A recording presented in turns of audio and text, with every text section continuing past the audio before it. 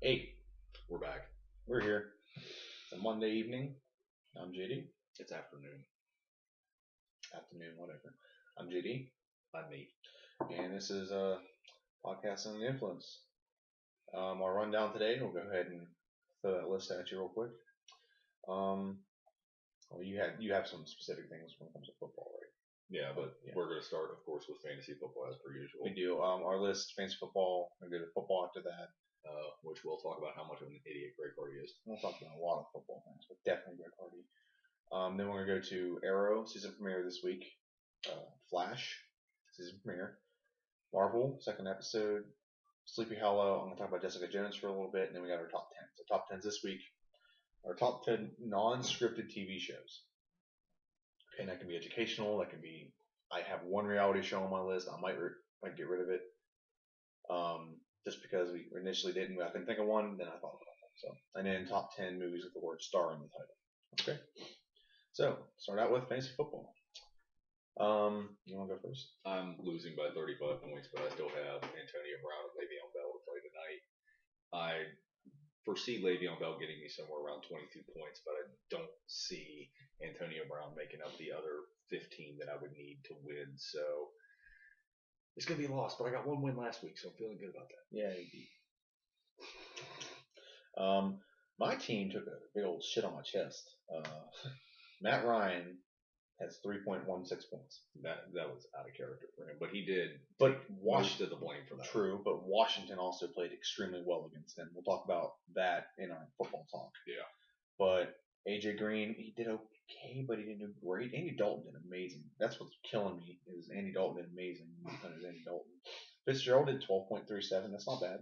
Yeah, John Brown actually had more points this week. Good for me. Did you start him? Yes. Cleveland, the Browns, McManus, not a big deal. Anderson, I'm thinking about getting rid of him. But as soon as I trade him, what's going to happen? He's going to blow up. Oh, yeah. Just like last year. So if I'd have started Randall and for him, I at least have 4 more points. But there's nothing else I really could have done. I guess I could have put Alex Smith in a quarterback and got 12 more points, but nothing much I could have done here. In my other league, you want to talk about yours and I'll switch over to another league. I'm just like looking. I mean, Bailey, that would. Well, how's our whole league doing? Well, the league as a whole, like Mike's holding steady. He's going to beat you, and the only reason he's going to beat you is because he has a Steelers defense tonight. They're going to put up at least 15 points. I think so. They probably. Let's see. What happens if Terrence once again is dominating bitches. This is a good player. He's a smart kid, man. He's crushing it. He's crushing it. His biggest mistake of the week was sitting Andre Johnson. That was his biggest mistake of the week. Yeah, my heavy hitters in my other league, I'm down 30 points. All I have left to play is Antonio Brown. He has Phillip Rivers and Antonio Gates. So Gates is going to come back like a monster. Oh, yeah. He's going to come back with a fiery vengeance. So, and then my other league, I think I'm going to be like 120 to 50 or something like that. Okay, here, the pleasant surprise, since we're a quarter of the way through the season now. Yeah. Is Charlotte. Yeah, she's going to be 3-2 after this week. To play? James has Green. El Green. Ladarius. Latavius? I don't know. Tight end. Yeah. He's splitting it with Keith Miller, and he ain't going to get 30 points. Well, no, that's St. Louis. Or San Diego. Well, San Diego. Well, you have Gates come back. I don't think Green's going to do much. She's got no one left to play, but she's impressed me. Mm-hmm. She has really impressed me. And actually, for the most part, it looks like Gene might actually get a win this week. Let's see who has left. He has one more player to play. He's got Marvin Gordon. He's going to win because Casey has no one else to play. Yeah, it's over. So there'll be no unbeatens this year. Yes, that makes me happy. Why? I don't know. I like. See, Jess is going to beat you, right? Yeah, Jess should beat me. You have 2 people left to play tonight? Yeah, but like I said. Projections, how much you're supposed to get? Go back up. That's how much you're projected to get. That just says 0-0. No, it doesn't. Look at underneath your name right there. That's what you're projected to get from those 2 players. So if you get your projection, you might beat it. Well, my projection got shot because Percy Harvin got -0.10. It changes as that happens. But Okay, yeah. Well, the point is I was projected to get 93 total. I don't think we're gonna get 93 total. No, I'm not. Brown is not gonna do it as good as if Ben was there. Bell might get his points. Bell's gonna get his 20 points. So how much you down by? 40, 50? 35. Like Brown you could still win. Brown was projected at 17 points, but I really don't think Vick's gonna give him the ball enough. Especially, with just Wheaton being the only other target out there, they can still double cover the outside, just leaving the running game, and that's it. And I've got no one on my bench. Actually, I got 2 people on my bench. Heath Miller.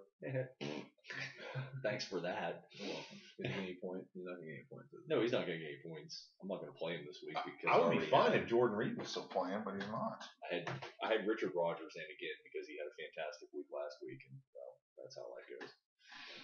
When your cat's fleas, just jump on the leg. Don't deal with it. We traded him. Huh? We traded him. Okay. Just let you know. Yeah, both mother leagues I'm getting shit on. 54 to 111. That's how bad I'm getting beat in this league. 54 to 111. He has Andy Dalton and Tyler Eifert. So right there was 47 points. And then from there, just everyone doing the usual. Randall Cobb didn't do anything. Mike Evans is shit. Charles Clay didn't do anything. So on and so forth. And there's really nothing. Andre Ellington's back, so I need to start inserting him in my lineup. I didn't know he was back. Other than that, Dwayne Allen got 2 points, and that would barely help. So this week was a lost cause. I need to start reevaluating my teams a little better. Anything else you would like to throw in about all of this? Trying to evaluate bench talent at this point in time. It's like I leave Duke Johnson out, and he has a fantastic week. You start I put him in, and then it's like, then he has a crappy week. So then again, I set him this week because Percy Harvin's like one of the only targets they have out there right now, and also he's got a beat up hamstring, so I thought he would do a little bit better. I have the feeling he's garbage. I'll put it to you this way: anybody who wants him, Percy Harvin's going on the waiver wire tomorrow. I have the feeling that Buffalo doesn't try to focus one player on their offense, and I think that's a big part of. I like Rex Ryan, but that's kind of a downside to his coaching. He doesn't highlight offensive talent the way he should. You don't feature it. You know what I mean? I guess. Like if you're the Steelers, what do? You get Antonio Brown the ball. You hand off the ball to Le'Veon Bell. You get your guys the ball, and you make them a centerpiece of their offense, and you build around that. Yeah, but then the way the Steelers do it is because Antonio Brown's double covered. You got Darius Hayward-Bay catching him, Wheaton catching him, Bryant when he's healthy catching him. There's so many. But if you feature one guy, then the defense is key on that guy, and that opens everyone else up. If you don't feature on one guy, then maybe he's just saving it. He might be just saving it for the playoffs. He is kind of a crafty maneuver like that. But. I don't know. It's just funny to watch because if you pay attention to fantasy year after year, 9 times out of 10, your premier wide receivers get most of their points in the first half, and in the second half they might pick up a couple more. But for the most part, the defense has shifted to focus all their attention on them, and that opens it up for other guys to get the ball. Unless they do nothing in the first half, and they're coming from behind. Well, yeah, because then the ball's going to other people or whatever. But no, that's because everyone laughed at me last year when I ended up picking up Wheaton and Martavius Bryant behind Antonio Brown, who I couldn't get. But those guys were putting up just as big scores in the second half as Antonio Brown had in the first. It worked out. So I didn't win the playoffs, but it was what it was. So that's our fantasy. Yeah, we're both depressed about our fantasy football league, our teams. I am. I'm not going to say I'm depressed, but I could have done better. It's upsetting to say the least. I could have done better in the draft, but I went with my heart. Your heart. Yeah. Which the 2 guys I drafted from the heart are 3 guys I drafted from the heart are no longer on my team. Tim Tebow, bye-bye. Jay Ajayi, bye-bye. And Max Williams, bye-bye. Okay, we're going to jump to some football talk right now. Regular football. Foosball. Ready? Ready. Here we go.